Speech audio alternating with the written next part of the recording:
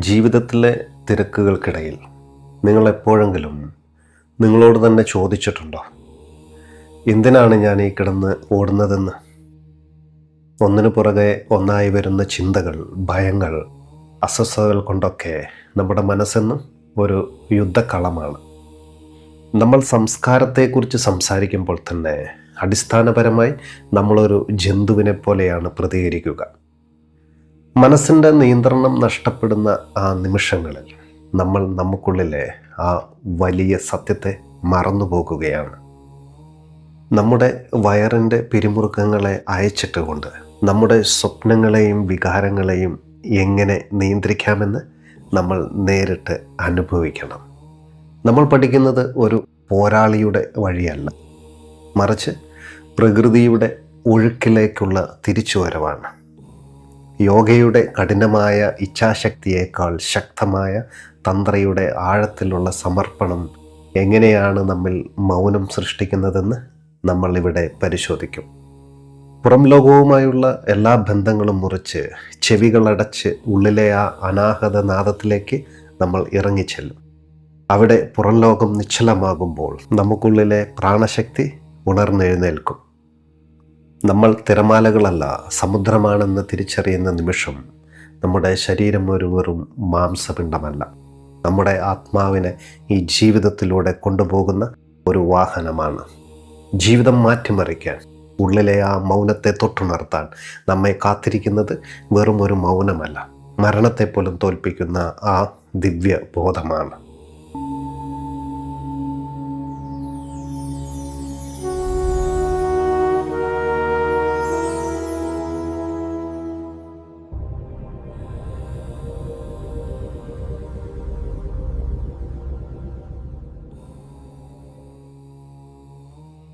ഏറ്റവും പ്രിയമുള്ളവരെ, ദിവ്യബോധത്തിലേക്ക് ഏവർക്കും ഹൃദ്യമായ സ്വാഗതം. നമ്മളിന്ന് തുടങ്ങുന്നത് വലിയൊരു ചോദ്യത്തോടെയാണ്. നമ്മൾ ഒരുപാട് കേട്ടിട്ടുള്ള രണ്ട് വഴികളാണ് യോഗയും തന്ത്രയും. ഇവ രണ്ടും ഒന്ന് തന്നെയാണ്, അതോ ഇവ രണ്ടും രണ്ട് ദിശകളാണ്? ഈ വലിയ വ്യത്യാസം മനസ്സിലാക്കിയാൽ മാത്രമേ നമുക്കുള്ളിലെ മൗനത്തിലേക്ക് നമുക്ക് ഇറങ്ങിച്ചെല്ലാൻ കഴിയൂ. യോഗ എന്നത് അടിസ്ഥാനപരമായി ഒരു പോരാളിയുടെ വഴിയാണ്. അതൊരു തീവ്രമായ ഇച്ഛാശക്തിയുടെ മാർഗമാണ്. ഒരു പർവ്വതം കീഴടക്കാൻ ശ്രമിക്കുന്ന മനുഷ്യനെ പോലെ സ്വയം നിയന്ത്രിച്ച് കഠിനമായ അച്ചടക്കത്തിലൂടെ അഹത്തെ സംസ്കരിച്ച് ശുദ്ധീകരിക്കാനാണ് യോഗ ശ്രമിക്കുന്നത്. അതുകൊണ്ടാണ് യോഗ നമുക്ക് ഇത്രയധികം ആകർഷകമായി തോന്നുന്നത്. കാരണം എവറസ്റ്റ് കൊടുമുടി കീഴടക്കുമ്പോൾ മനുഷ്യൻ്റെ അഹംബോധത്തിനൊരു വലിയ തൃപ്തി ലഭിക്കുന്നുണ്ട്. എത്രത്തോളം ബുദ്ധിമുട്ടേറിയതാണോ ഒരു പാത, അത്രത്തോളം അത് നമ്മുടെ അഹത്തിനെ തൃപ്തിപ്പെടുത്തും. ഉള്ളിലൊരു അധികാരിയായി വളരാൻ നമ്മൾ കൊതിക്കുന്നുണ്ട്. എന്നാൽ തന്ത്ര ഇതിൽ നിന്നെല്ലാം തികച്ചും വ്യത്യസ്തമാണ്. തന്ത്ര എന്നത് ഒരു പോരാളിയുടെ വഴിയല്ല, അതൊരു പൂവിൻ്റെ വഴിയാണ്. അത് ഇച്ഛാശക്തിയുടെ മാർഗമല്ല, അത് പൂർണ്ണമായ സമർപ്പണത്തിൻ്റെ മാർഗമാണ്. യോഗ അഹത്തെ ശുദ്ധീകരിച്ച് ഉയർത്താൻ നോക്കുമ്പോൾ തന്ത്ര തുടക്കത്തിലെ അഹത്തെ അലിയിച്ച് കളയാനാണ് പറയുന്നത്. ഇവിടെയാണ് തന്ത്രയുടെ സൗന്ദര്യമിരിക്കുന്നത്. തന്ത്ര ഒരു യുദ്ധമല്ല, അതൊരു ഒഴുക്കാണ്. അത് പ്രകൃതിയോട് യുദ്ധം ചെയ്യലല്ല, മറിച്ച് പ്രകൃതിക്ക് കീഴടങ്ങലാണ്. നമ്മളൊരു നദി നീന്തി കയറാൻ ശ്രമിക്കുന്നതല്ല തന്ത്ര, മറിച്ച് ആ നദിയുടെ ഒഴുക്കിൽ നമ്മെ തന്നെ വിട്ടുകൊടുത്ത് ആ ഒഴുക്കിലൂടെ നീന്തി മുന്നേറുന്നതാണ് തന്ത്ര. നമ്മളിവിടെ വിജ്ഞാൻ ഭൈരവ തന്ത്രയിലൂടെ പഠിക്കാൻ പോകുന്നത് ഈ ഒഴുക്കിനെയാണ്. യോഗയുടെ പോരാട്ടത്തിൽ നിന്ന് തന്ത്രയുടെ ശാന്തമായ ഒഴുക്കിലേക്ക് നമുക്ക് മാറാൻ കഴിയുമോ? അഹത്തെ തൃപ്തിപ്പെടുത്തുന്ന വലിയ കൊടുമുടികൾ ഉപേക്ഷിച്ച് സ്വന്തമുള്ളിലെ ആഴങ്ങളിലേക്ക് ഇറങ്ങാൻ നിങ്ങൾ തയ്യാറാണോ എന്ന ചോദ്യത്തോടെ നമുക്ക് നമ്മുടെ യാത്ര തുടങ്ങാം. നമ്മളൊരു അഹംബോധത്തെ പണിയുകയല്ല, മറിച്ച് ആ അഹംബോധത്തെ മൗനത്തിലേക്ക് അലിയിച്ചു കളയുകയാണ്. നമുക്ക് തുടങ്ങാം. നമ്മൾ യോഗയുടെയും തന്ത്രയുടെയും അടിസ്ഥാനപരമായ വ്യത്യാസത്തെ കണ്ടു. നമ്മൾ പോരാട്ടത്തിൽ നിന്ന് ഒഴുക്കിലേക്ക് മാറാൻ തീരുമാനിച്ചു കഴിഞ്ഞു. എന്നാൽ ഈ ഒഴുക്കെന്നത് അത്ര എളുപ്പമുള്ള ഒന്നാണോ? ഇവിടെയാണ് നമ്മൾ ശ്രദ്ധിക്കേണ്ടത്, നമ്മൾ നമ്മളെ തന്നെ എങ്ങനെയൊക്കെയാണ് കബളിപ്പിക്കുന്നതെന്ന്. പലരും തന്ത്രയെ കാണുന്നത് ലൈംഗികതയോ സുഖഭോഗങ്ങളോ അനുഭവിക്കാനുള്ള ഒരു ലൈസൻസ് ആയിട്ടാണ്. ഇതൊരു താന്ത്രിക ക്രിയയാണെന്ന് പറഞ്ഞുകൊണ്ട് സ്വന്തം ഭോഗാസക്തിയെ ന്യായീകരിക്കുന്ന ഒട്ടേറെ പേരെ നമ്മൾ കണ്ടിട്ടുണ്ടാകും. രാജാക്കന്മാരുടെ അന്തപുര കഥകൾ മുതൽ ഇന്നത്തെ ആധുനിക മനുഷ്യൻ വരെ തന്ത്ര എന്ന വാക്കിനെ തങ്ങളുടെ അഹംബോധത്തെ തൃപ്തിപ്പെടുത്തുവാനുള്ള ഒരു പുകമറയായി ഉപയോഗിക്കുകയാണ്. ഇവിടെ നമ്മളൊരു കാര്യം ഓർക്കണം, തന്ത്ര എന്നത് സെക്സിനെ സഹായിക്കാനല്ല, മറിച്ച് അതിനെ പരിവർത്തനപ്പെടുത്തുവാനുള്ളതാണ്. നമ്മളൊരു സ്ത്രീയിൽ നിന്നോ പുരുഷനിൽ നിന്നോ മറ്റൊരു സ്ത്രീയിലേക്കോ പുരുഷനിലേക്കോ മാറി സഞ്ചരിക്കുന്നത് കൊണ്ട് മാത്രം നമ്മൾ സെക്സിന് അധീതനാകുന്നില്ല. മറിച്ച് നമ്മുടെ അഹംബോധം അപ്പോൾ കൂടുതൽ തൃപ്തിയടയുകയാണ് ചെയ്യുന്നത്. നമ്മൾ നമ്മളെ തന്നെ വഞ്ചിക്കുകയാണ്. തന്ത്ര എന്നത് ഒരു സെക്സ് വർക്ക്ഷോപ്പ് അല്ല, അത് ജൈവബോധത്തിൻ്റെ ആഴങ്ങളിലേക്ക് ഇറങ്ങി ചെല്ലുവാനുള്ള ഒരു മാർഗമാണ്. നമുക്കുള്ളിലെ ഭോഗാസക്തിയെ ഒളിപ്പിച്ചു വയ്ക്കാൻ തന്ത്രയെ ഒരു ഉപായമായി ഉപയോഗിക്കരുതെന്ന് ഓഷ പറയാറുണ്ട്. സത്യത്തിൽ തന്ത്ര നമ്മളോട് ആവശ്യപ്പെടുന്നത് വളരെ കഠിനമായ ഒന്നാണ്. നിങ്ങളുടെ അഹംബോധത്തെ തുടക്കത്തിലെ ഉപേക്ഷിക്കൂ എന്ന്. എളുപ്പവഴികൾ തേടി അലയുന്നവർക്ക് തന്ത്രയൊരു കെണിയാണ്. എന്നാൽ ആഴത്തിൽ ചിന്തിക്കുന്നവർക്ക് ഇതൊരു വിമോചനവുമാണ്. നമ്മളിവിടെ പഠിക്കുന്നത് ഇന്ദ്രിയങ്ങളെ അടിച്ചമർത്താനല്ല, പകരം അവയുടെ താളം മനസ്സിലാക്കി അതിനപ്പുറമുള്ള മൗനത്തിലേക്ക് നടന്നു കയറുവാനാണ്. അഹത്തിൻ്റെ ഈ ചെറിയ കെണിയിൽ നിന്ന് രക്ഷപ്പെട്ടാൽ മാത്രമേ നമുക്ക് ഈ യാത്രയുടെ അടുത്ത ഘട്ടങ്ങളിലേക്ക്, നമ്മുടെ ശരീരത്തിൻ്റെ തന്നെ അസാധാരണമായ ശാസ്ത്രത്തിലേക്ക് നമുക്ക് കടക്കാൻ കഴിയും. അതാണ് നമ്മളിനി പരിശോധിക്കാൻ പോകുന്നത്. നമ്മൾ നമ്മുടെ അഹംബോധത്തെക്കുറിച്ചും അത് നമ്മളെ എങ്ങനെയൊക്കെ കബളിപ്പിക്കുന്നു എന്നതിനെക്കുറിച്ചുമൊക്കെ നമ്മൾ സംസാരിച്ചു. എന്നാൽ അഹംബോധത്തിൻ്റെ ആ മായയിൽ നിന്ന് രക്ഷപ്പെടാൻ നമുക്ക് വെറുമൊരു ചിന്ത മാത്രം പോരാ. അതിന് നമുക്ക് നമ്മുടെ ശരീരത്തെക്കുറിച്ചുള്ള കൃത്യമായ അറിവ് ഉണ്ടായിരിക്കണം. ജൈവബോധത്തിൻ്റെ ആന്തരിക ശാസ്ത്രത്തെക്കുറിച്ച്. പലപ്പോഴും നമ്മൾ വിചാരിക്കുന്നത് ആത്മീയത എന്നത് ശരീരത്തിന് പുറത്തുള്ള എന്തോ ഒന്നാണെന്നാണ്. എന്നാൽ തന്ത്ര പറയുന്നത് നിങ്ങളുടെ ശരീരമാണ് നിങ്ങളുടെ ആത്മാവിലേക്കുള്ള ഒരേ ഒരു വാഹനമെന്നാണ്. നിങ്ങൾക്കറിയാമോ, ഒരു അണുബോംബിനേക്കാൾ എത്രയോ മടങ്ങ് വലിയ ഊർജം പേറുന്ന ഒരു ജീവിയാണ് നമ്മളൊക്കെ. ലോകം മുഴുവൻ ഇന്ന് ആണവോർജത്തെക്കുറിച്ച് സംസാരിക്കുന്നുണ്ട്. എന്നാൽ നമുക്കുള്ളിലെ ഈ ജൈവോർജത്തെക്കുറിച്ച് എപ്പോഴെങ്കിലും നമ്മൾ ആലോചിച്ചിട്ടുണ്ടോ? ഈ ഊർജം എങ്ങനെയാണ് പ്രവർത്തിക്കുന്നതെന്ന്? എന്തുകൊണ്ടാണ് ഒരു ചെറിയ ഭയം പോലും നമ്മുടെ വയറിൻ്റെ പേശികളെ കല്ലുപോലെ മുറുക്കുന്നത്? എന്തുകൊണ്ടായിരിക്കും നമ്മുടെ ദേഷ്യം പല്ലുകൾക്കിടയിൽ അമർന്നു നിൽക്കുന്നത്? ഇവിടെയാണ് തന്ത്രയൊരു ശാസ്ത്രമാകുന്നത്.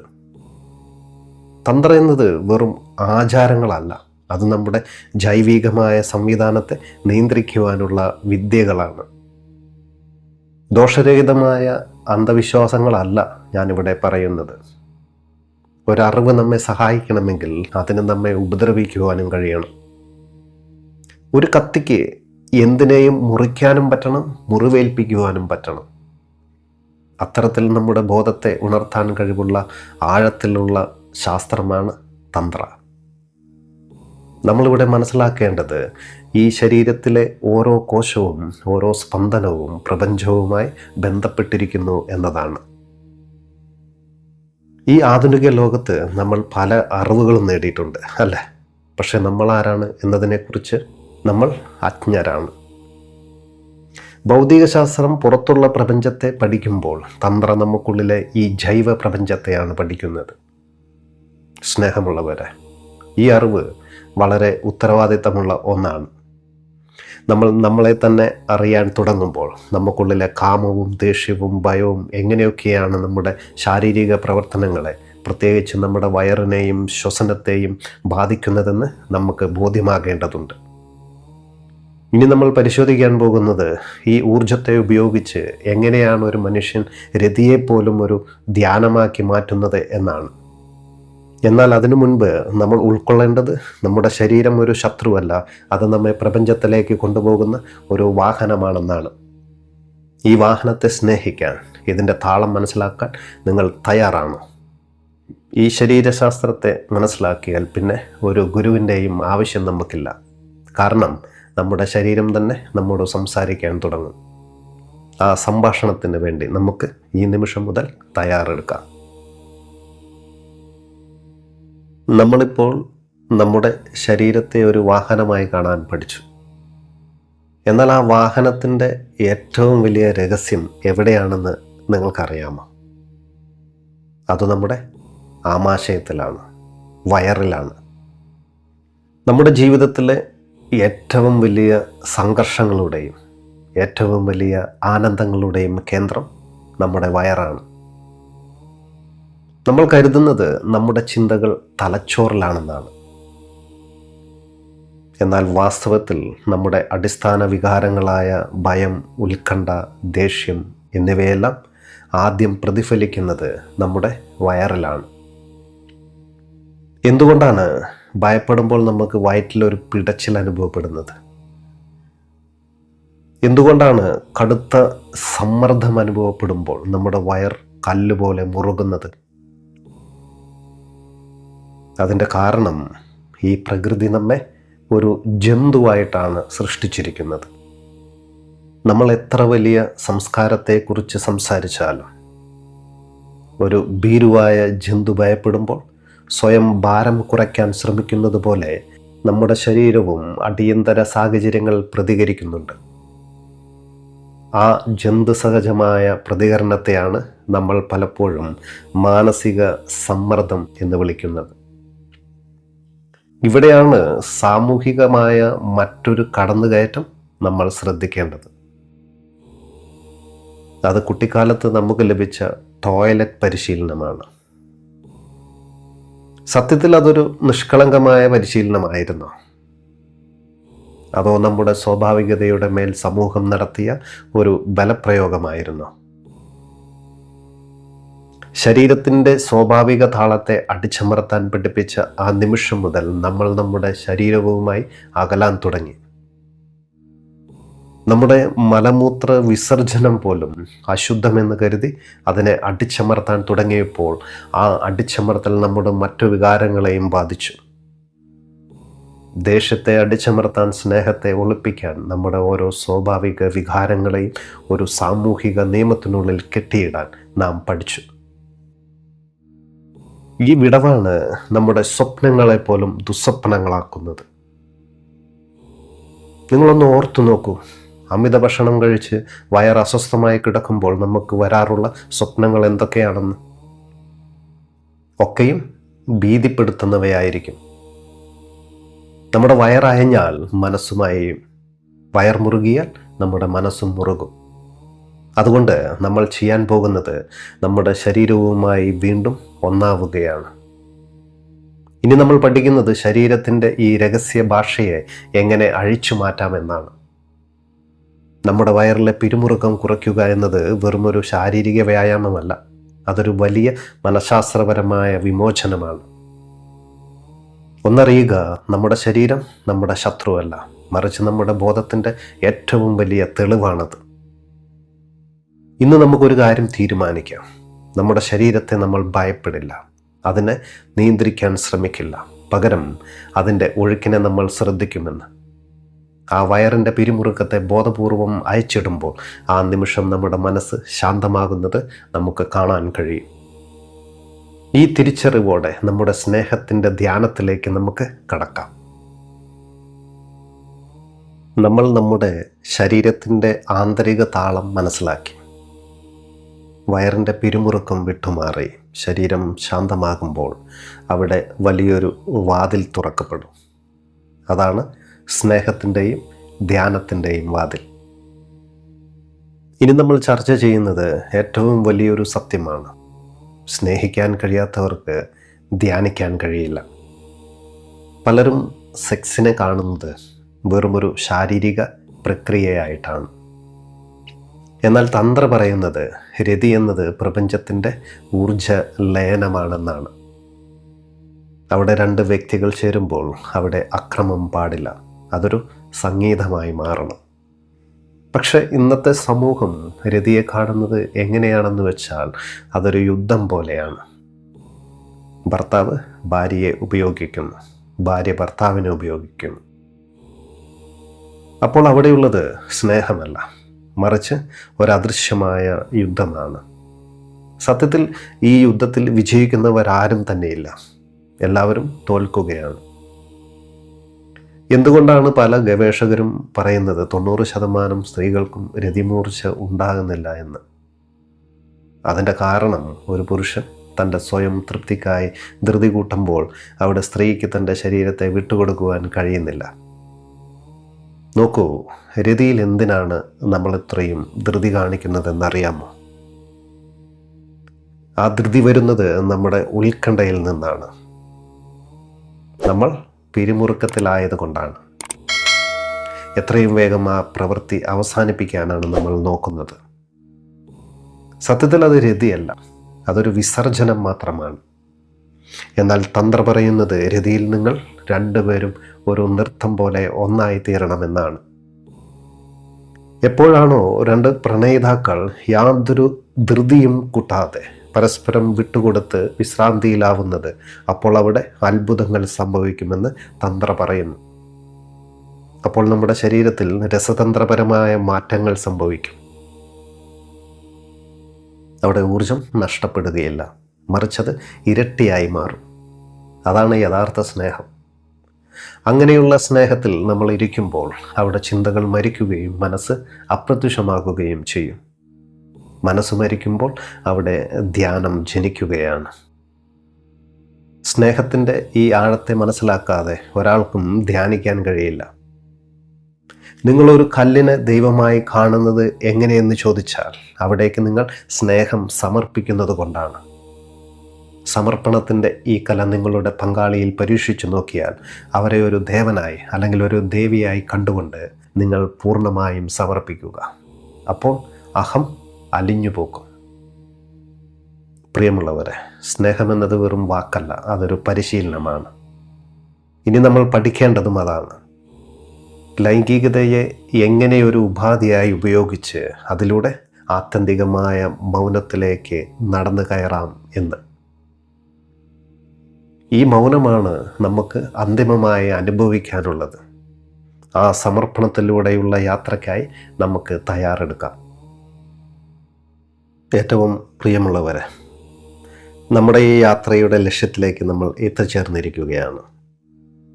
ഇതുവരെ നമ്മൾ സംസാരിച്ചതെല്ലാം, അറിഞ്ഞതെല്ലാം ഈ നിമിഷത്തിലേക്ക് നമ്മെ കൊണ്ടുവരാൻ വേണ്ടിയുള്ളതായിരുന്നു. നിങ്ങളിലെ തിരമാലകൾ അലിഞ്ഞ് നിങ്ങൾ മഹാസമുദ്രമായി മാറുന്ന നിമിഷമാണിത്. പുറം ലോകവുമായുള്ള എല്ലാ ബന്ധങ്ങളും നമ്മൾ വിച്ഛേദിക്കുകയാണ്. പൂർണ്ണമായ നിശബ്ദത. ഇവിടെ വാക്കുകളില്ല, ചിന്തകളില്ല, നിർദ്ദേശങ്ങളില്ല. സ്വസ്ഥമായി ഒരിടത്ത് ഇരുന്നു കൊണ്ട് നിങ്ങളുടെ ചെവികൾ വിരലുകൾ കൊണ്ട് മൃദുവായി അടയ്ക്കണം. ആ നിമിഷം പുറം ലോകത്തെ എല്ലാ ബഹളങ്ങളും അവിടെ അവസാനിക്കും. നമ്മൾ പുറം ലോകത്ത് നിന്ന് പൂർണ്ണമായും പിൻവാങ്ങുകയാണ്. ഇപ്പോൾ നിങ്ങളുടെ ശ്രദ്ധ മുഴുവൻ ഉള്ളിലേക്കാണ്. സാവധാനം മലധോരത്തെ സങ്കോചിപ്പിക്കണം. മലധോരത്തെ സങ്കോചിപ്പിക്കുമ്പോൾ പ്രപഞ്ചത്തിൻ്റെ ചാലകശക്തിയായ ഊർജം താഴെ നിന്ന് മുകളിലേക്ക് നമ്മുടെ അസ്തിത്വത്തിലേക്ക് ഉണരുകയാണ്. പുറത്തേക്ക് പോകേണ്ട ആ ഊർജം ഇപ്പോൾ നമുക്കുള്ളിൽ തിങ്ങി നിറയുകയാണ്. ആ സമ്മർദ്ദത്തിൽ, ആ ഊർജത്തിൻ്റെ ഉണർവിൽ നിങ്ങൾ ആരാണെന്ന ആത്യന്തിക സത്യം നിങ്ങളെ തേടിയെത്തും. ഈ നിമിഷത്തിൽ ശരീരം എന്നത് വെറുമൊരു മാംസപിണ്ഡമല്ല, അത് ആത്മാവിലേക്കുള്ള ഒരേ ഒരു വാഹനമാണ്. ആ വാഹനം ഇപ്പോൾ നിശ്ചലമാണ്. എന്നാൽ അതിനുള്ളിലെ ചൈതന്യം അത്യന്തം ഉണർന്നിരിക്കുകയാണ്. നമ്മുടെ ഈ മൗനം ധ്യാനമുറിയിൽ മാത്രം ഒതുങ്ങുന്ന ഒന്നല്ലെന്ന് നിങ്ങൾ ഓർക്കണം. പരിശീലനം കഴിഞ്ഞാലും തിരക്കേറിയ റോഡിൽ നിൽക്കുമ്പോഴും ജോലി ചെയ്യുമ്പോഴും ഈ മൗനം നിങ്ങളുടെ കൂടെ ഉണ്ടാകണം. ജീവിതത്തിൽ സുഖദുഃഖങ്ങൾ തിരമാലകളെ പോലെ വരികയും പോകുകയും ചെയ്യും. എന്നാൽ ആ തിരമാലകളെ സാക്ഷിയായി നോക്കി നിൽക്കുന്ന അനന്തമായ ശാന്തതയുള്ള മഹാസമുദ്രമാണ് നമ്മളെന്ന് ഈ നിമിഷം തിരിച്ചറിയുക. നമ്മൾ തിരമാലയല്ല, നമ്മൾ സമുദ്രമാണ്. ആ സമുദ്രത്തിൻ്റെ അഗാധതയിൽ, ആ മൗനത്തിൻ്റെ വിശുദ്ധിയിൽ പ്രപഞ്ചത്തിൻ്റെ മുഴുവൻ രഹസ്യങ്ങളും അലിഞ്ഞു ചേരുകയാണ്. ശരീരം ഒരു ഉപകരണമായി ഉപയോഗിച്ച് ഈ അഖണ്ഡ ബോധത്തിൽ ലയിക്കാം നമുക്ക്. ഇവിടെ ഞാനെന്ന അഹംഭാവമില്ല, എൻ്റെ എന്ന ഉടമസ്ഥതയില്ല. ഉള്ളത് ഒരേ ഒരു അസ്തിത്വം മാത്രമാണ്. ഈ മൗനത്തിൽ, ഈ അഖണ്ഡ ബോധത്തിൽ നമ്മൾ ഒന്നായിത്തീരുകയാണ്. ഇത് മരണത്തെപ്പോലും തോൽപ്പിക്കുന്ന, കാലത്തിന് അതീതമായ ഒരു അവസ്ഥയാണ്. ഈ ബോധത്തെയും ഈ മൗനത്തെയും എപ്പോഴും കൂടെ കൊണ്ട് നടക്കുക. ഇതാണ് യഥാർത്ഥ ദിവ്യബോധം. ഇനി ഈ മൗനത്തിൽ നമുക്ക് അലിഞ്ഞു ചേരാം. ഒത്തിരി സ്നേഹത്തോടെ ദിവ്യബോധം. നന്ദി, നമസ്കാരം.